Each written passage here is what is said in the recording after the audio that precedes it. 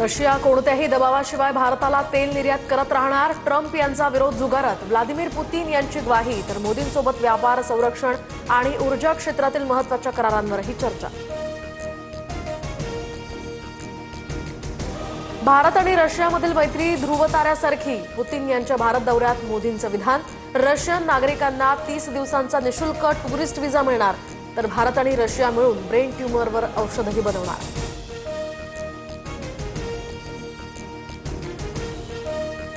वांद्र्यानंतर वरळीमध्ये भाजप आणि ठाकरेंच्या सेनेत कामगार युनियनवरून वाद. सेंट रेजिस हॉटेलमध्ये पोलिसांकडून दोन्ही पक्षाच्या कार्यकर्त्यांना रोखण्याचा प्रयत्न.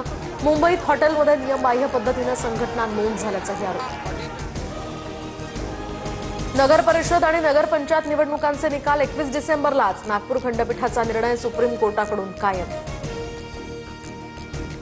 निवडणुकीनंतर सगळं विसरायचं असतं. कल्याण डोंबिवलीतील काही प्रवेशांसंदर्भात आक्षेप घेतला.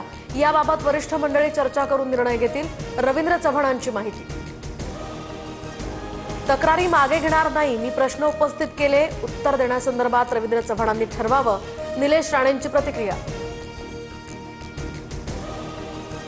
डीजीसीएकडून इंडिगोला नियमांमध्ये आता शिथिलता. तर इंडिगो विमानसेवेला फटका बसल्यानंतर साप्ताहिक सुट्टी संदर्भात आधीचेच नियम लागू. प्रवाशांच्या गैरसोयीबाबत इंडिगोनं माफी मागितली. उड्डाणाच्या पर्यायासह प्रवाशांच्या खाण्याची आणि राहण्याची व्यवस्था करण्याचंही आश्वासन. टीईटी सक्ती निर्णयाविरोधात शिक्षकांचा राज्यव्यापी संप. संपात सहभागी झाल्यास वेतन कपात करण्याचा शिक्षण विभागाचा इशारा.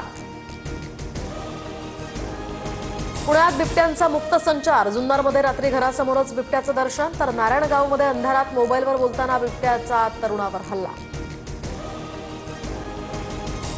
नाशिकच्या तपोवनातील वृक्षतोडीविरोधात जनहित याचिका दाखल. मनसेचे शहर उपाध्यक्ष नितीन पंडित यांच्याकडून ही याचिका. तर जनहित याचिकेमुळे वृक्षतोडीला ब्रेक लागण्याचीही शक्यता.